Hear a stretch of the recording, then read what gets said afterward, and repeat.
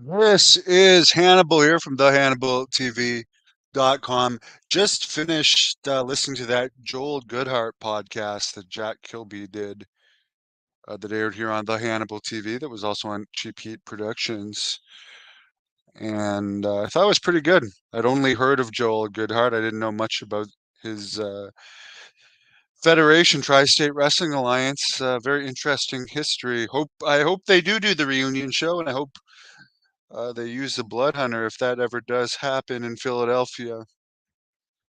Apparently, The Rock equaled the ratings for the SmackDown Fast Nationals. There was 2.23 million viewers, and the 0.49 was 0.58. Sorry, the 18 to 49 rating was 0.58, which was up from last week. And I was at the gym today, and I heard people talking about The Rock being back in wrestling. And I haven't heard people talk about wrestling in the gym for a long time. I did a review of The Rock's segment last night. It's posted in full on WWE's YouTube channel. My, is he ever in great shape? I don't know if anyone has a better physique than The Rock these days. I was even saying at the gym, like the bodybuilders these days are almost too muscular. Like they're I think The Rock is like the perfect physique. He's not overly muscular where it like affects his mobility, but he's just massive, and I'm sure he has the money to afford the very best of the best in food and supplementations. Impact didn't draw too well. Apparently they heavily papered both their pay-per-view and TV tapings in New Orleans, Louisiana, which used to be a huge hotbed for pro wrestling. Only 750 fans with a lot of giveaways for the pay-per-view, only 500 the second night. So you can understand why they changed up their regime.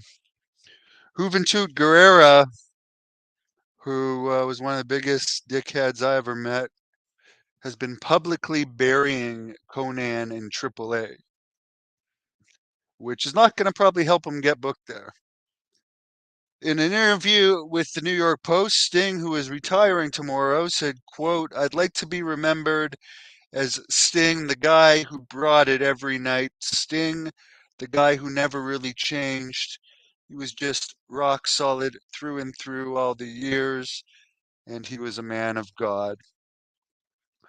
I've honestly never heard anything bad about Sting other than Al Perez once claiming that him and Luger were making fun of handicapped people, but Sting would have been young then.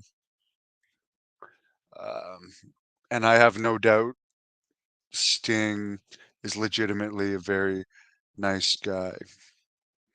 Hello to you. And by the way, I'm about to stream the latest edition of the Mario Mancini Show with Jack Kilby. I had a pretty good workout today.